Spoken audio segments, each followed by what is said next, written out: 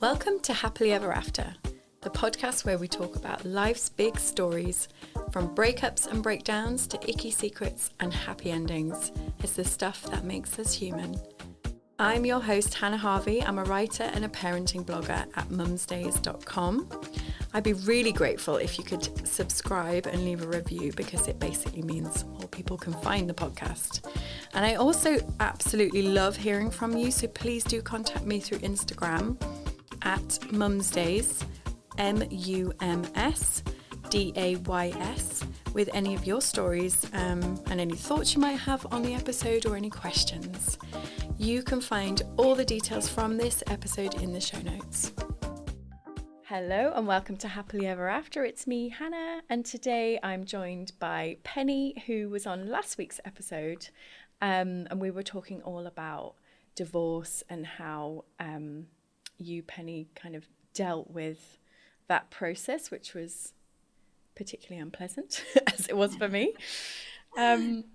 So I guess to start us on this next section, I really wanted to focus on like the positives and like how you actually go from being, you know, this heartbroken person who's having to rebuild their life basically to, you know, what we hopefully both feel now is that we're, you know, much better off for it.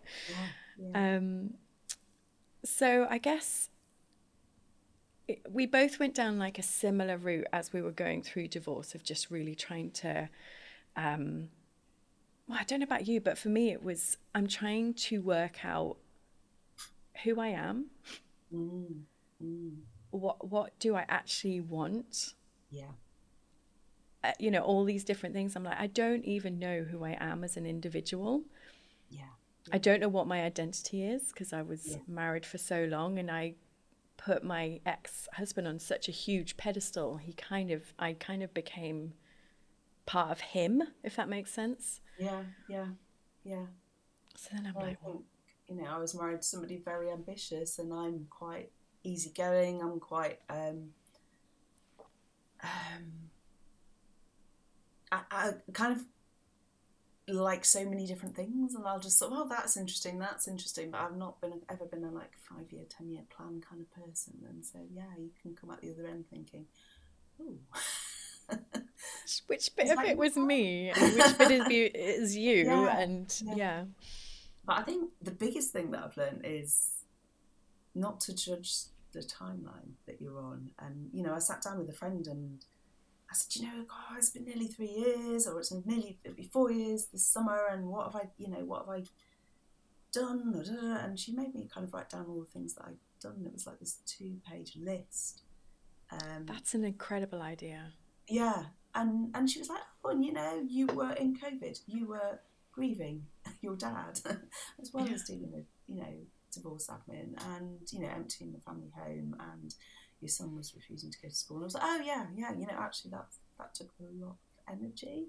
But all of those things are sort of behind me now. And it's also in the midst of that, I've also tried out loads of things and tried out loads of different things. And I think I got to the end of the last year and thought, oh God, nothing's actually stuck, which was really unusual for me. I've always been somebody, you know, completes projects, who gets the end of things, and I was just like, what am I doing?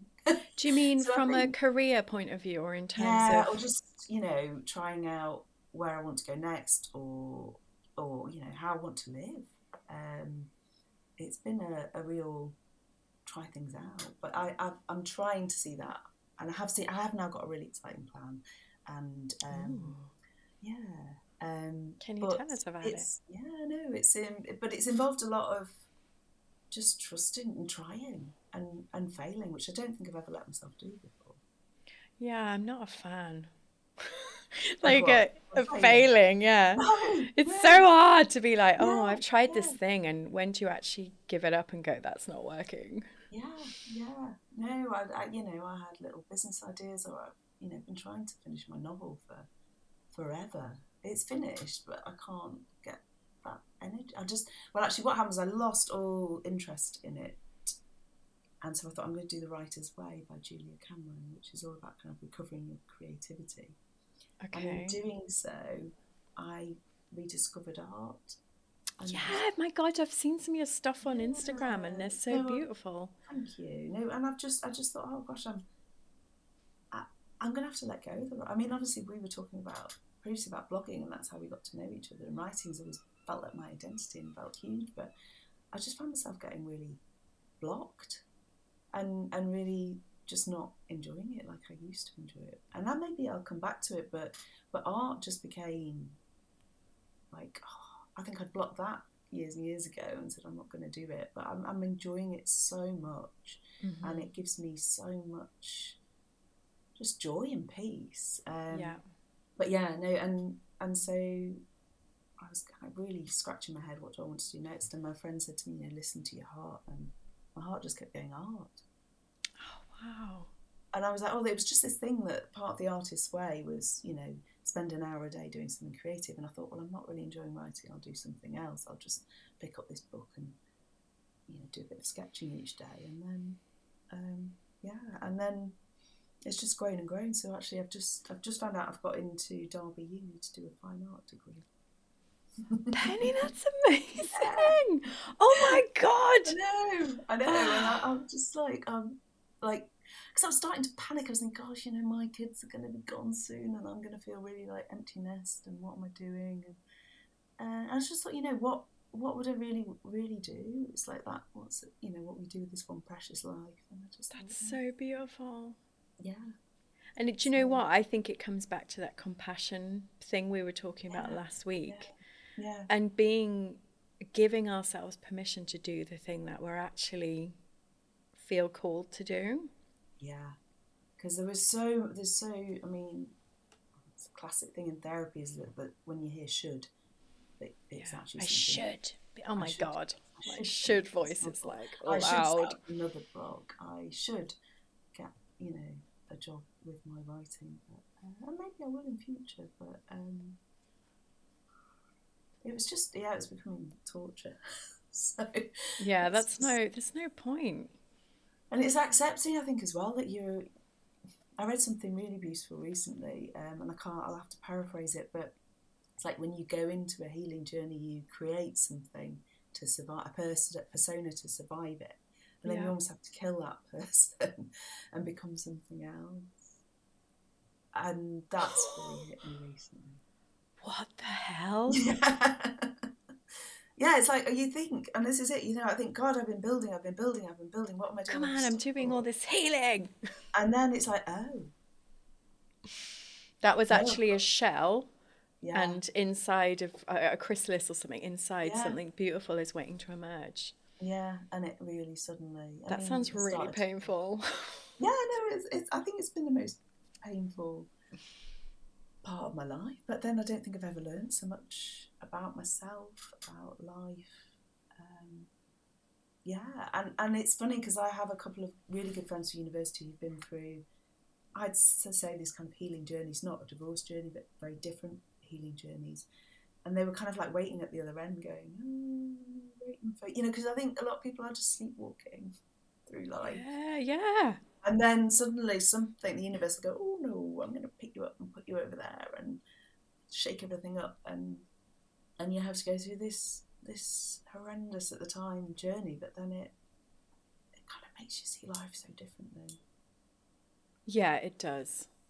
So And I've got can you few look friends back who've been on through your, that, and they're kind of there, they're like waiting, in the wings, going, okay, you've done it, but or I'll help you through it. And and then did they they say, have to oh also watch you make mistakes yes, and just be yeah, like, you obviously are going to have to, there's no yeah, talking oh you through no, this, you're going to do this anyway. yeah, no, I've made some ridiculous, they're not ridiculous mistakes, but yeah, yeah, Like some, yeah, yeah. based on hurt and pain, we might do things that a few weeks Mm. down the line we're like, why did I choose to do that? Yeah, yeah, yeah. Dating, probably. Also have, Okay, that's a nice segue onto something I yeah, wanted to what you ask you want to about talk because about we've obviously talked about this in person a bit. And so, what's it been like for you, the whole dating process? that. I think I have learnt that everybody who has come into my life has come in for a reason. Yeah. that relationships are mirrors. Here's a Um, lesson. yeah, Will and you learn it or will you repeat yeah. it with the next person? I mean, I have, well, I had a beautifully healing relationship for over a year with someone who'd also come out of a really difficult situation. But I think it's going back to that, you heal and you create somebody, this person to heal, and then that person suddenly, you realise that you're not that person anymore, and that's been really difficult and sad, I think, realising that. But I have absolutely no regrets. It was I've had relationships that have just taught me so much about myself that I wouldn't have learnt, or about the world. That I've spent loads more time outdoors. I got really into cycling. That introduced me to new things that wouldn't have happened any other way. But then there've also been times where I've gone headlong into things that weren't right, or thought I was more healed than I was, thought the other person was more healed than they were. Yeah, and I'm enjoying for the first I'm not enjoying, I'm enduring at times, enjoying at others, but being single and seeing that finally a lot of sort of friends who have been single long term or have been divorced and now single have said, you'll get to that point where you see benefits and you see you're happy in it. And I've been waiting for that long time. And So are you actively not dating right now? No, because I keep turning the apps on and off, on and off, on and off. But I actually think I'm coming to the point of thinking they are broken, they're not really working. Oh, the apps. Yeah. And I I just honestly think if you've been through any kind of trauma, it can be really detrimental. yeah, no, and I think that it is damaging, really damaging to your mental health. Because all of the apps that we use, Instagram, whatever else, they're all designed to be super addictive. Yeah. So, that's what they're playing on first and foremost, is they want your eyeballs on their apps. Yeah. Yeah. So we're already being played before we've even gone on a date. Your head's already in a space that isn't your own, almost. It's like an addictive pattern that you're being fed into. Yeah, no, I feel that hugely. And it's only after I said, you know what, I'm done, that I've been able to look back and be like, oh, whoa, observing what I would do if I was sad or if I was lonely. I'd be leaning on these things to make me feel better. Yeah. And then you get these huge spikes of dopamine. Yeah, no, definitely. I think they're really unhealthy, really unhealthy. But then also it's how else do you meet people? And I think, other people obviously have had great success with apps. So maybe it's just a certain type of person, the addict in the room. And you don't really know what you're getting into, and it's a really sort of say unhinged, but it's a strange way to meet people where there's no connections. Previously, we've become very disconnected, haven't we? And we can, normally you in previous relationships, you're at the same school, or you've got a friend of a friend, or you work together, yeah. Or there's some kind of social connection. But I think in this setting, people just behave in very, very odd ways. But I think also when I first encountered them, it was sort of after COVID, and there was much more people were just much more enthusiastic about actually meeting and talking to people and connecting with people. I think there's a real sense of no one can really be that bothered, or people have had lots of negative experiences, and that's really impacting on them and making people very guarded, or making people act in sort of really not very nice ways. So, or it just doesn't feel like a good place to be. So do you think you'll go back to it, or you're going to start looking at other alternatives for? I did get myself a pairing. Have you heard of those? What's a pairing? I haven't got it on, but they're like a turquoise ring, and the idea is that it's to signal that you are happy to talk to people in real life. Oh, I But am, but do I need a ring? yeah, Not for dating or that you know purposes. that someone is single as Single, well. okay. I Oh, only ever have seen another person in real life once wearing one. and was it And another my female first or? instinct was just to cover my hand up and go, oh God, this is really, Ah, uncomfortable. And then I was like, what am I doing? But I should have just said, oh, how's it working for you? But then, yeah, and there's that's it. still that pressure of like, oh God. Like It's at least in, unnatural. yeah, IRL, you're allowed to just rock up, say hello to people, be normal, Yeah, see if yeah, there's a connection. As soon as you add in it's a dating app, there's this pressure to be like, yeah, yeah. God, I'm going to have to reject, especially if you're a people pleaser. I think that could be Yes, a big part of it as well. And being like, I can't hurt their feelings. I can't say that I'm yeah. not into them because then that'll be No, I awful. find that really, despite the fact that people constantly, mess you, just disappear, ghost, vanish, um, match, and then don't want to talk. All this just weird antisocial behaviour. But then, But that's because of the app.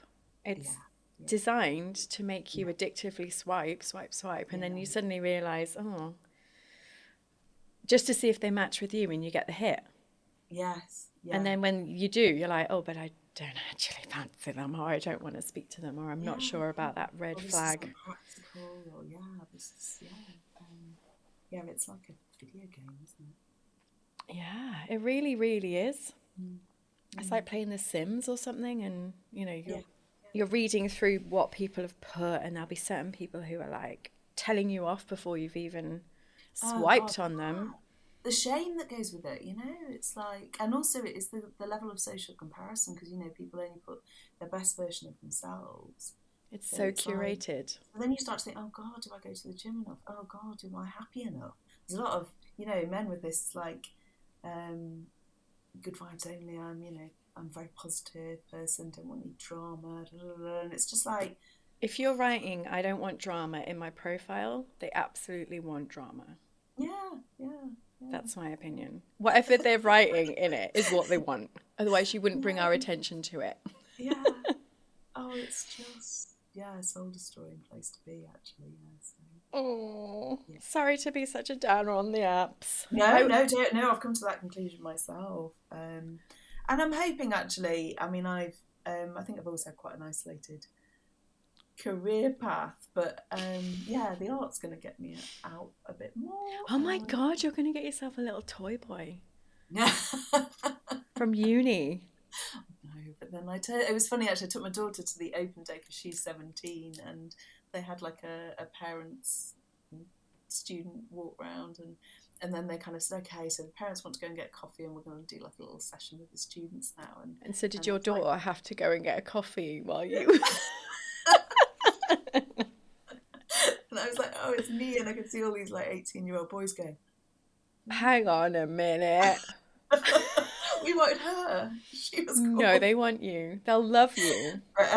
But yeah, obviously, they did say that they have a lot of mature students, so and people in their 60s, 70s going back to do fine art degrees. So I'm hoping that it'll be a nice I think it's going to be community incredible. of different people and creativity and a bit of a container. I think that's what I've discovered I need is a bit, yeah, structure and Oh, you're making yeah, me think, what do I need to do? Do you know what I'd love to get into? what's I want that? to be like Gillian Anderson on sex education and be like a, Okay. I don't know why. Or it's basically whatever my life is doing at the moment, that's what I want to do.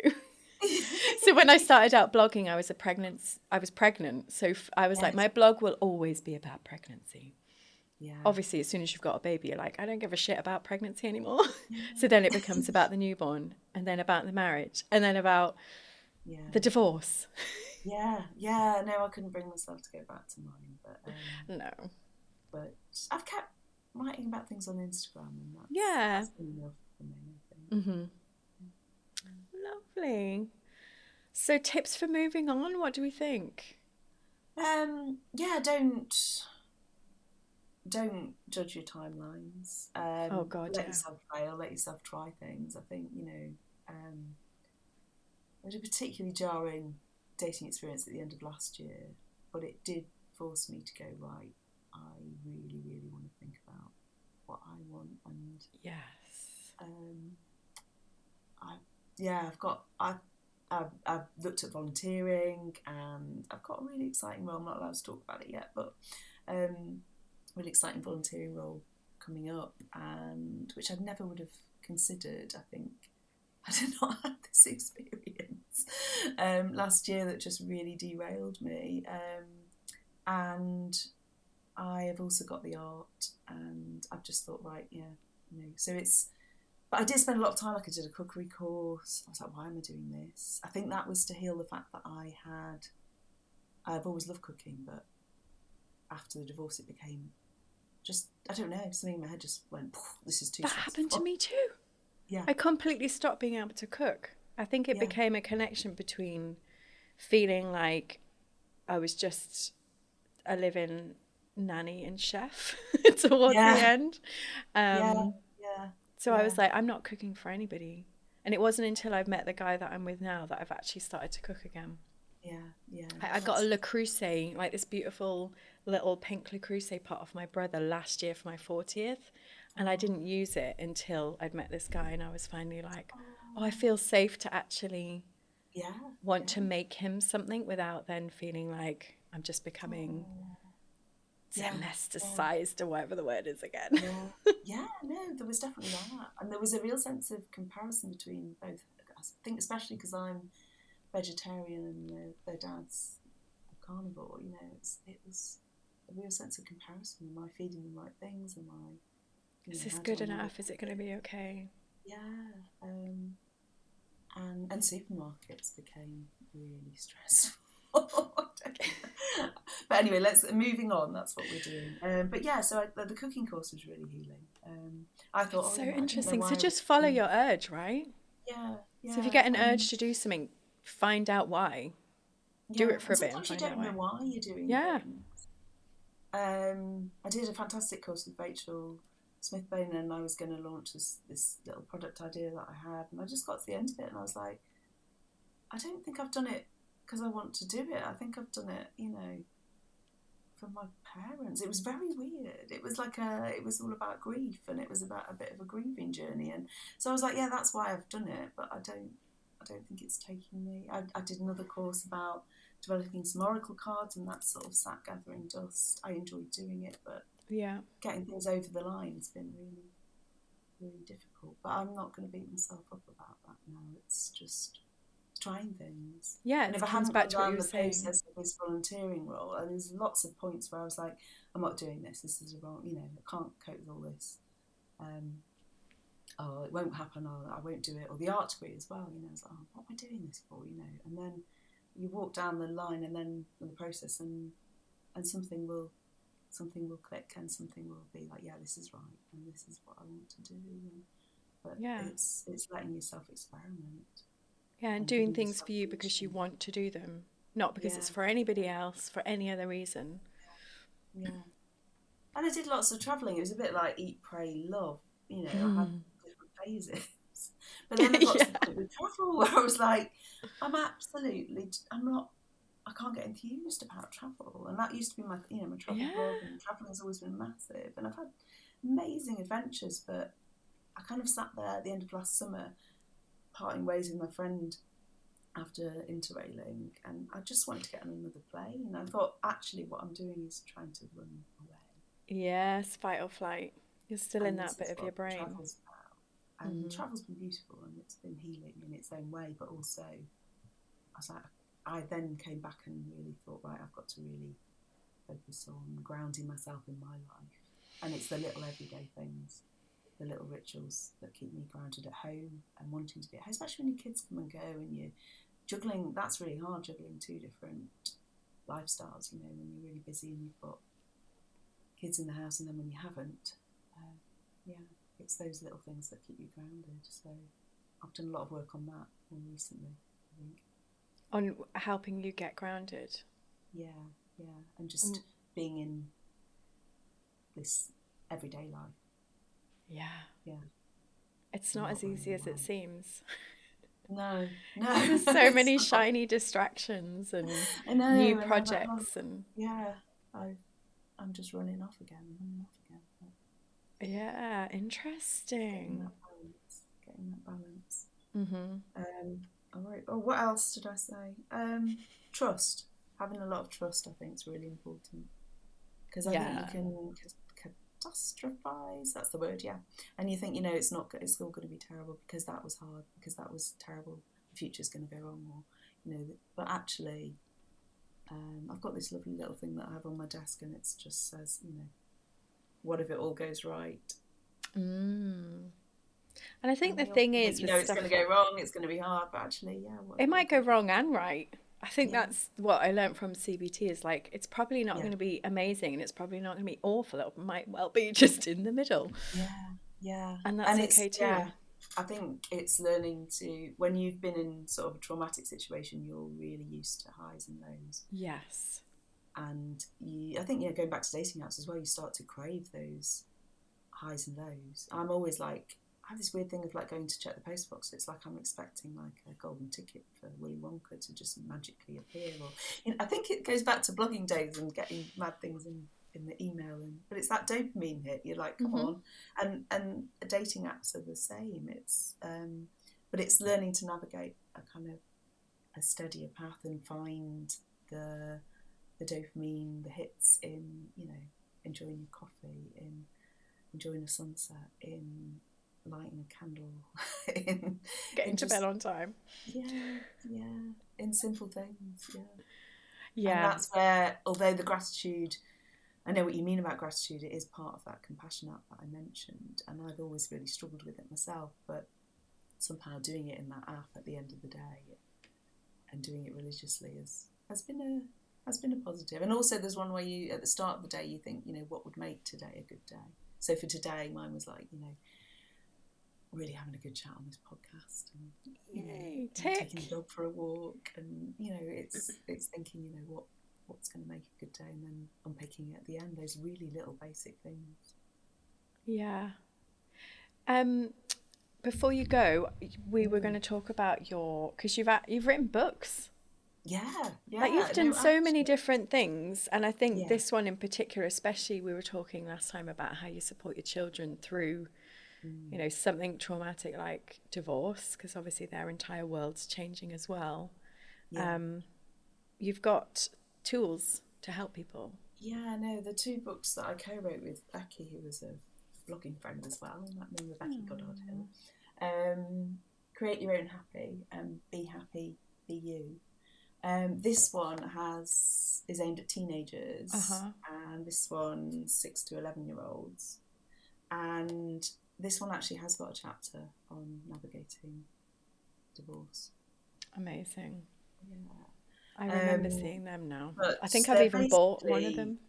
lots of strategies, and I have, and with my kids, I've gone, oh, look at this bit, or I've suggested sort of things. My mum was a play therapist, so I was constantly being having therapy techniques thrown at me, there's loads of, it's very practical books, lots of strategies in there. There's journaling exercises. They're all sort of scientifically proven techniques that are supposed to boost happiness. So, I mean, I go back to it myself as I was well. going to say, that A lot sounds of like people it's have aimed said, particularly perfectly at me. the teenage version, because it's very bite sized. It's a good reminder of just the little things that we need to do just to boost our happiness. Those everyday things, that I was talking about earlier. So, Perfect. Well, there you go. That's how we move on. We'll buy your teenage version of the book and just do that. yeah, no. Well, yeah, it's looking after your inner teenager, isn't it? I think I've realised that. Yeah, for sure. Not just your inner child, but your inner teenager as well. Well, that is when the worst things can happen. Just being Yeah, alive as a teenager is yeah, tough. yeah. And I think mine didn't get to do art, so she's Yeah. like, I don't want to do that now. You suppress that bit. Yeah, yeah. Being And like, going oh, back I to who you should do were this. before you got into a long-term relationship, takes you Yeah. back to, well, mine was my early 20s, so Mm-hmm. Oh, well, thank you so much for coming oh, on and thanks for for having talking me. to us about all of the process Yeah. that is divorce, and then happily coming out the other side and getting to Yeah. do an art degree. Oh no, That's so amazing. thank you. Good luck with that. Thank you. All right. Thanks so much, Penny. Lovely to talk to you, Hannah. You Thanks, too. Take Bye. care. Bye. All right, then. Thank you so much for listening, and I'll see you next time for another episode of Happily Ever After with me, Hannah Harvey. It would be wonderful if you could leave a review and subscribe. And of course, if you have a friend who might enjoy this episode, please do pass it on. For anything else, you can get in touch with me either through Instagram @mumsdays or my website mumsdays.com.